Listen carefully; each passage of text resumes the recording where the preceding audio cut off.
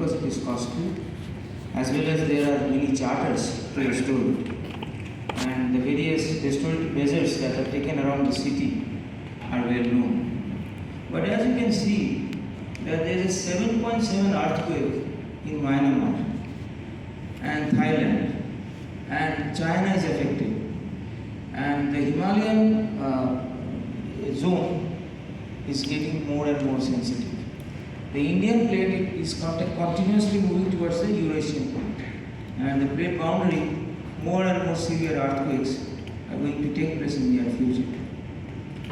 Therefore, just as a word of warning, where our heritage stands and what is the story behind all these heritages that we all know, we all see, that I shall try to present. Only this slide I will read. There are many slides, but we will just see the pictures. A day in the August in the height of rainy season in Bengal, the muddy waters of Hooghly, beaten level by ceaseless downpours of the rain descending in unbroken rush, heaved sullenly in the turbid swell, rising higher and even higher. In the great circling whirlpools formed by the opposing forces, the bloated carcass of drowned animals, great branches of trees with tangled mass of roots swept round, and so on.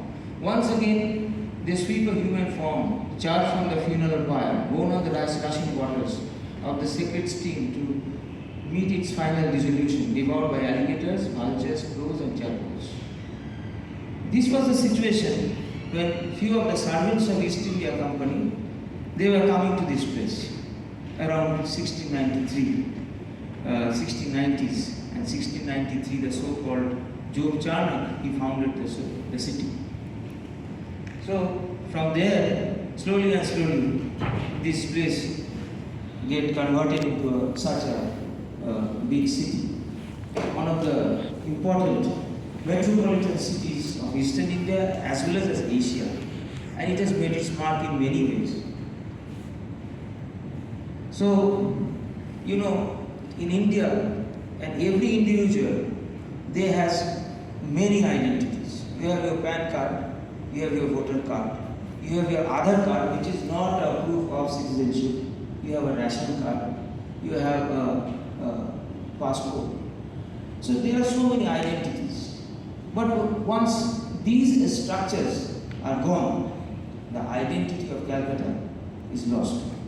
So, as an individual of the country, if one of your identities is gone, you can establish yourself with another identity. But these are gone, then the identity of the city is gone. So, we shall try to, in a small facet of time, to go through all these structures that you all know, all associated. And in case of a 7 point, leave aside 7, 6.5, 6.8 earthquake taking place in this city, which has such a high population density. Many of the people live in unengineered houses, not well constructed, and there are other parameters also. So they will come crumbling down, and with them will come these heritages. So the identity is lost. So you all know the Raj Bhavan. It started its journey around 1804, although officially 1803. So in 2024 it has already completed to 20 years of its journey. So much is written, but I shall just relate the story. When Lord Wellesley came to this city as the Governor General, he said, I will not live in a rented house because I am the Governor General. So he asked one of the engineers of Captain White of the Bengal engineers. In those days, all the structures which are constructed around the city, they were constructed by military engineers. And the military engineers, they have taken a significant role in developing the palaces that the city is. And they belong to the code called Bengal engineers. So, this Captain White was asked to develop the structure. And he had nothing at his disposal. So what he will do? He will copy. So how he will copy? So that is the plan of the Kettlestone building. The Kettlestone house is the ancestral house of Lord Karcher. It was built by one of his ancestors, Lord Scaresdale, and it was copied over here with some modifications. Although that is the plan, but only 2 of the wings were actually constructed in the Kettlestone house. So it was a house, private house of an individual. And this is the government house with its 4 wings. Actually, you see this book, it is called Vitruvius Britannicus. It is a book of British architecture. All the various buildings in Britain, their plan, elevations and sections were then published. And in this building, the Kettlestone house in Derbyshire, it was reported. And the plan was adopted for that. So there were 2 competitive plans. One was that of Captain Watt, who was then a captain in the Bengal Engineers, and another was of a person called Eduardo Tiretta. The Teriti Bazaar that you know is after his name. Eduardo Tiretta, he was a city architect at this point of time. He was a complicated individual. As you know, a person called Giacomo Casanova, Tiretta was his friend. And after living many countries, he comes to Calcutta and somehow becomes the city architect. So he gives a plan, and this individual, James White, he gives a plan. That plan was accepted, and then it was converted into this. So this is the Kettlestone house, which is later on. And when the Governor House was constructed initially, in 1803 it was opened. Then it did not have the dome. The dome was constructed later. It was at first a wooden dome, then it appeared not so elegant and it was very heavy also. So the wooden dome was replaced by the metallic dome. So here I have given a comparison. Many, this is not organized very much, but it delineates the actual constructional details. The Kettlestone building was built with stones, and here the entire structure is a brick construction. So there was no foundation laying ceremony because the Mysore war was going on, and Mr. Timothy Hickey, some individual, he laid the first foundation, he laid the first brick over there.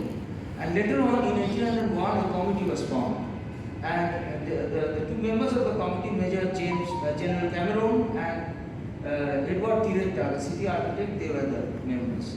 They would come and they would verify before plastering was completed how the building was executed, and they would certify.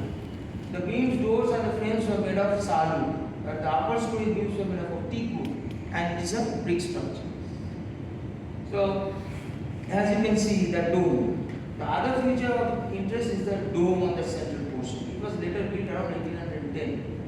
So that gives, you see, the central portion, all the wings and the 4 corners. You see, this particular building, it has although it has adopted the plan of the Kettlestone house or the Kettlestone home, but it is much in difference because this is a tropical climate.